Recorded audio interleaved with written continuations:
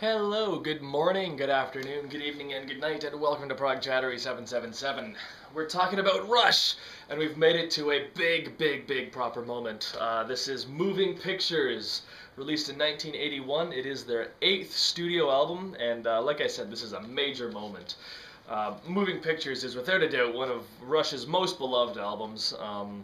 It has got such a high concentration of out-and-out Rush classics. And it is rightfully regarded by a lot of Rush fans as their moment. A lot of people consider this to be the best Rush album, and I certainly sympathize with that perspective quite a bit. I think I agree. This is probably, as a whole, could well be their best album.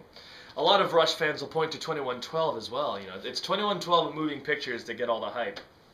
If you saw my video on 2112. I don't really necessarily think that's true. I think Moving Pictures is a far better contender for their best album because it is more balanced, and it's got a better flow to it than 2112, the album. It's all very interesting though because of course it is still a transitional period for Rush. If you watch my previous video on Permanent Waves, I talked a little bit about how Permanent Waves and Moving Pictures almost form a two-part transitional period for the band. They originally started off as a blues band, and then they started doing the big epic suites. They were a full-blown prog rock band inspired by the likes of Yes and Genesis and that. They were doing all these long songs with crazy arrangements, but it was heavy and it was rocky. And that's kind of what they built their original reputation on. And they were on a path towards a sort of heavy synth direction, sort of like new wave, but with more of a traditional hard rock kind of feel to it, but very synthesizer dominated. And as I said, Moving Pictures kind of captures the second phase of that transition. So Permanent Waves and Moving Pictures, in addition to being two of Rush's best albums, it is that transitional period. And Permanent Waves leans a little bit more towards the proggy stuff. It's got more extended suites to it, and the general atmosphere of Permanent Waves seems a little more akin to Farewell to Kings and Hemispheres. Whereas Moving Pictures, while it's not fully engulfed in that synthesizer period, it definitely leans a little bit more towards your Signals or your Grace Under Pressure type albums. The synthesizer is becoming much more dominant on this record.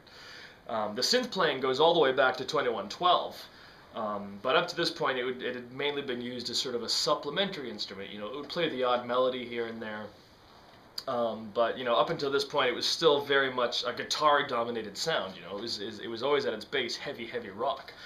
But the synthesizers are much more dominant on this record. But what's notable and what separates Moving Pictures from some of the other 80s output is the fact that there's still a lot of heavy guitar. Like Alex Lifeson still has a lot of heavy guitar tones. It's still distorted, it's still in your face, and it still is I would argue primarily guitar-oriented rock on this album.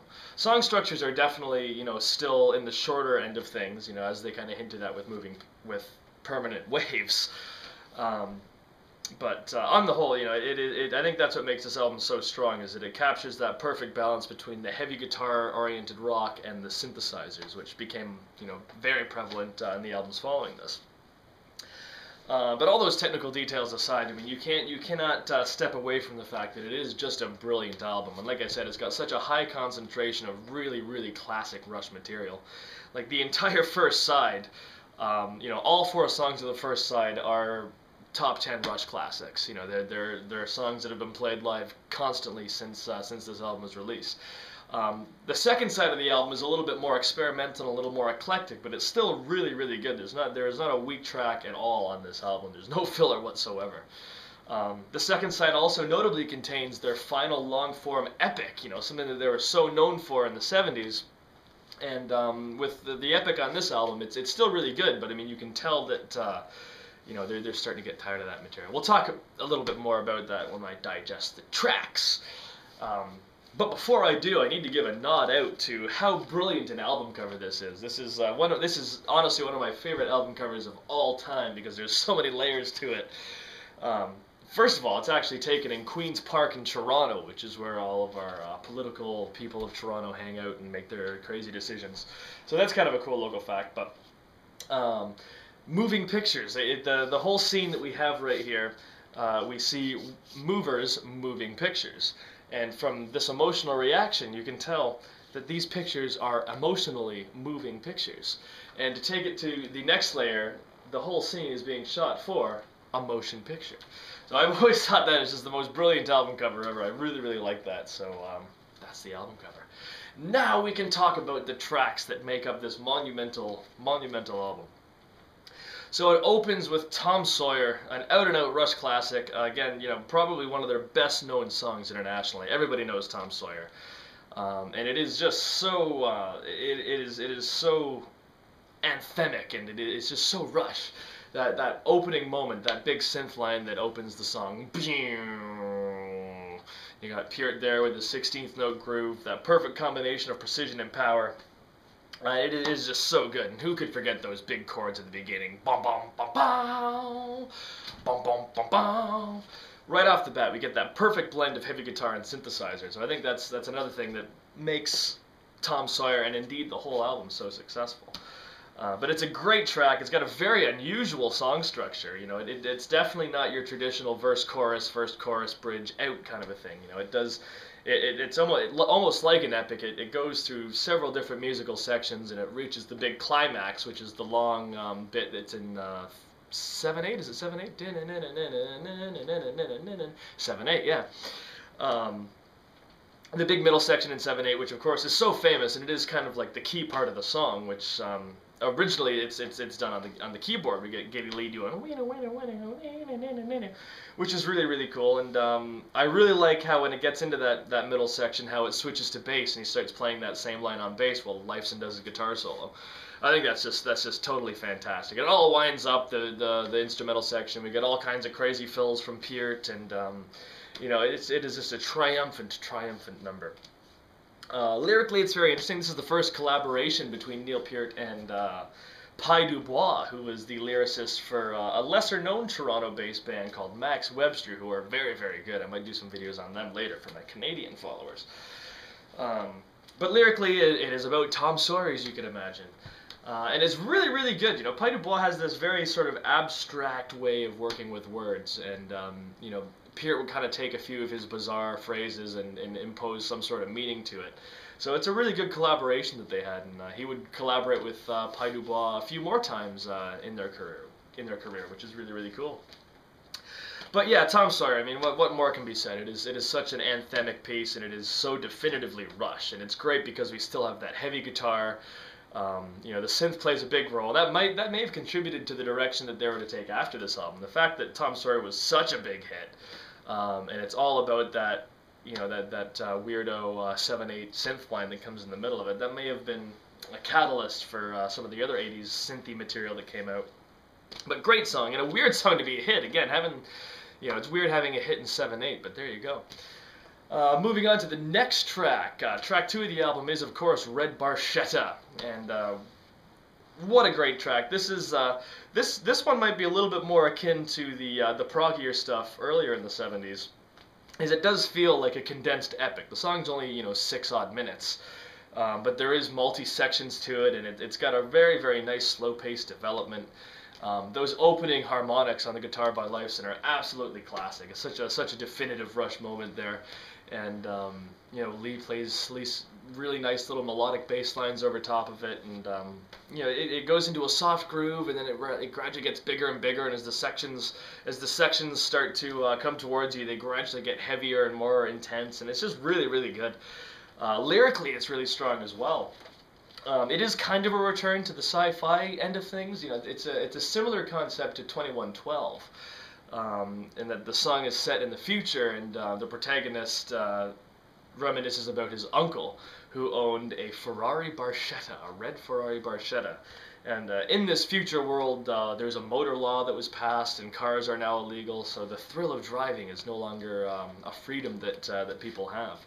And the song is all about this protagonist's experience driving a red Barchetta for the first time.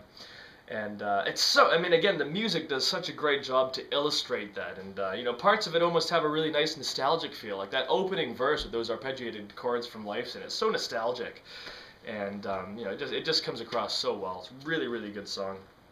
I love when it ramps up to with your ba dun dun dun dun dun dun dun dun dun.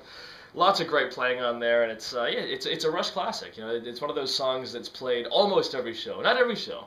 I saw Rush 3, maybe 4 times. I always forget how many times I've actually seen them, and I know at least two of those times they played Red Barchetta, and it was great. Just absolutely phenomenal song and essential.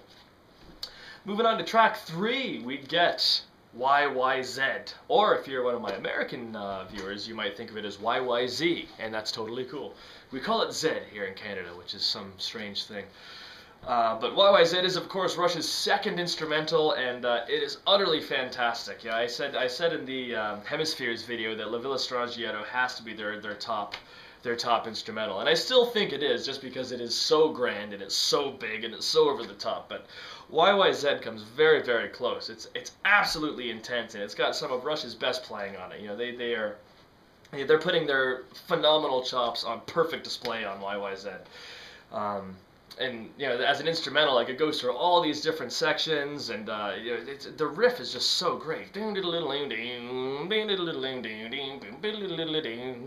all kinds of cool little rhythmic arrangements and changes as the song goes through. It's just fantastic. A couple of neat bits of trivia about YYZ. YYZ is, of course, the airport code for the Toronto airport. So if you've ever flown into Pearson International Airport, you will notice on your luggage there'll be a tag that says YYZ, that is Toronto's airport code. And the other interesting bit of trivia is that opening riff, that famous riff, is actually Morse code for the letters YYZ. So that's, if you didn't know that, that's some cool trivia for you. And I watched an interview with Neil Peart recently, and he talked a little bit about YYZ, and he talked about how they were really going to, they were trying to create something cinematic, and even though there's no lyrics to it, they were trying to recreate the feeling of being at an airport. And they achieved that so well. You know, that frantic riff I talked about, you know, you know, it captures the madness of trying to have all your stuff together and all your luggage, and you're trying to figure out what the hell terminal you're supposed to go to. And there's some really great melodic lines that are played by Lifeson, you know,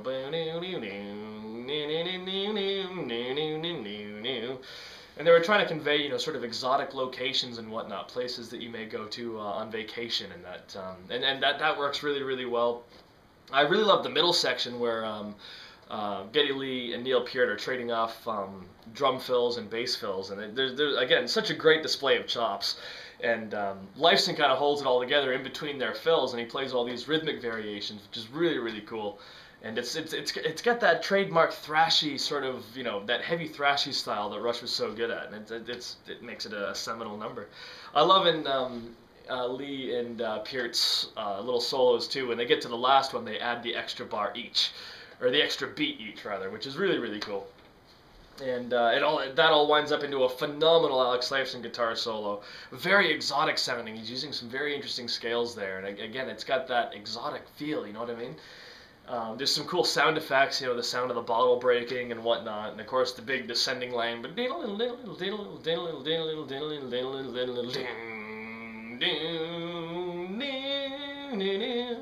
that's such a grand moment in the song, and I guess according to Neil Peart, that's the moment that describes, you know, families reuniting after long, you know, trips abroad and whatnot.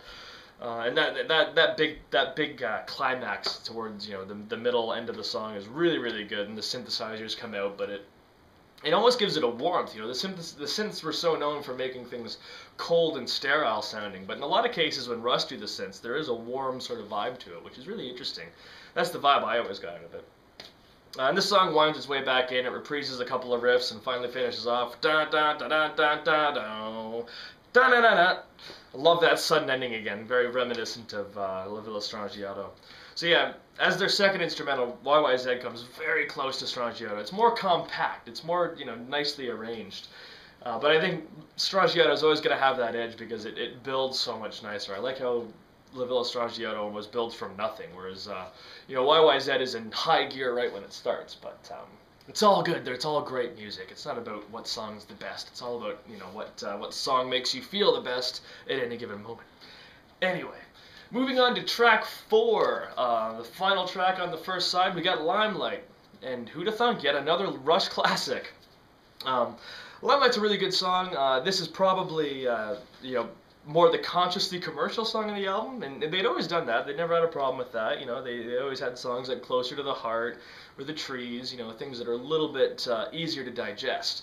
And I think Limelight fills that role on this album. But it's a great track, you know. It's a great riff, you know, a very welcoming riff. They opened with it one of the times that I saw them. It's a great opener. Very melodic, and it's a great song. I really love the guitar solo in the middle as well. I used to be in a band and we played Limelight, and yeah, it's really fun to play too. It's arguably one of the easier songs that you can choose to cover if you're going to cover Rush, but still a great track. Lyrically, it's very interesting. It's very personal to Neil Peart. He's kind of almost confessing to his fans how he feels about the whole fame thing and living in the limelight, which can be a difficult thing if you're, you know, an introverted, shy sort of a person, which, you know, Neil Peart is very much that kind of person. So, I mean, it must have been an adjustment for him to live with all this fame. But Limelight, I think, constructs it, you know, it puts into words those feelings in a very objective way, which is really good.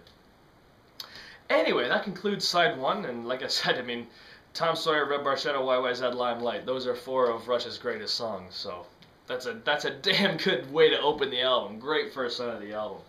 We flip the album over, however, and we get the more eclectic side, the more experimental side. And again, all the tracks are really good. Side 2 opens with The Camera Eye.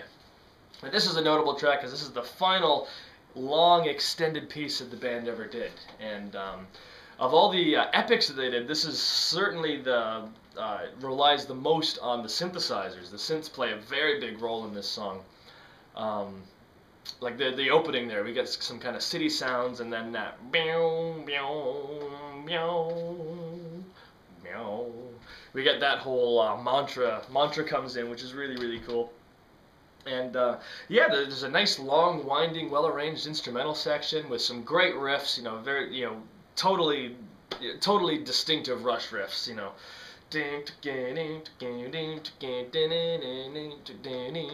there's some weird timing changes and variations that Peart throws in. I love the kind of cyclical riff too.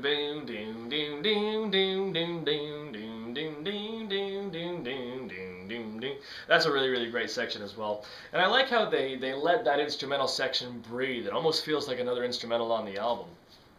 And when it finally winds its way into the verses, you know, it has another sort of cycle of, you know, music that goes through, and yeah, it's really good. It's a little bit different from their other epics, however, because, you know, it has this, you know, this passage of instrumental music and then a passage of the verse, and then it just repeats itself a second time, which is cool. You know, it's a different way of doing the epic, and you know, that's all right. It starts to feel a little bit tired here. I mean, you can tell that you know, their heart and soul is definitely more into creating tightly arranged but punchy and tricky songs. You know, like the intricate arrangements of their prog years is still on full form all over this album, which again is what makes it great. But the long form seems a little bit tired at this point. Even though Camera Eye is a really good song, you know, it's certainly not up to the same level as Natural Science or Xanadu or any of those tracks. But that's okay. Lyrically, it's kind of like a description of 2 cities. So the first verse talks about New York, and the second verse talks about London. So it's kind of a cool, you know, real-world topic to talk about. You know, the differences between 2 major Western cities. It's all well and good. And this was a highlight too. And one of the times I saw them, they did it was the Time Machine tour, and they played all of Moving Pictures in its entirety. And that was the only opportunity that I ever had to see the Camera Eye perform live, and even though it was never one of my favorites off the album, I mean, it was great hearing it live and in person. Which is always the case with a song that doesn't quite get as much attention in a live setting. But yeah, it was great. Moving on, track 2 of side 2, track 6 of the album. Overall, we get Witch Hunt. Now this for me could well be the best song on the album. I absolutely love Witch Hunt. It is really good, and it's just bizarre. It's a very strange song, very cinematic. You know, I love the intro where it almost sounds like a mob, you know, with the pickaxes and their torches and the whole witch hunt mentality. I love those sounds, those crowd sounds, mob sounds, and that ominous bass line, doom, doom, doom, doom, doom, doom. That is just so fantastic. And of course it winds its way into that riff,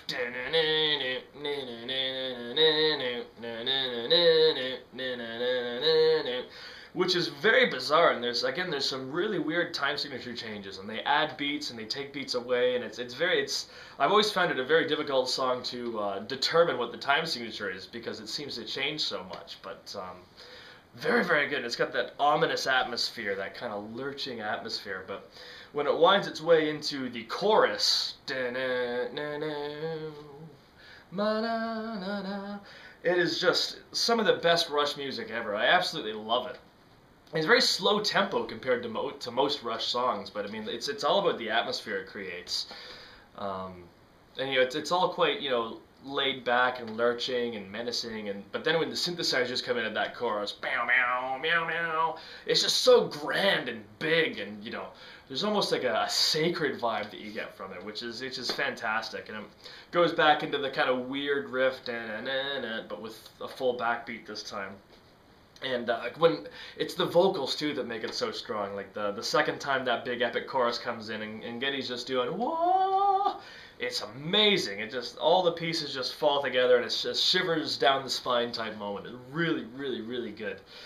And this is a Witch Hunt may not have been a big hit, but it's certainly a huge fan favorite amongst Rush fans for sure. And they played it every single time that I saw them live, and every single time I saw them play Witch Hunt, it was one of the highlights of the concert. Now, one of the shows I saw was at a venue called the Molson Amphitheater in Toronto. It's now called the Budweiser Stage, but it's a cool theater. It's on like a little island. It's not really an island, but it's kind of out on the Lake Ontario, and there's no ceiling to it. The close seats, the close seats for the venue are all seated, and then the very back you're up in the grass. And me and my buddies were up in the grass that show, and the sun had just gone down, so the lights were finally coming off the stage.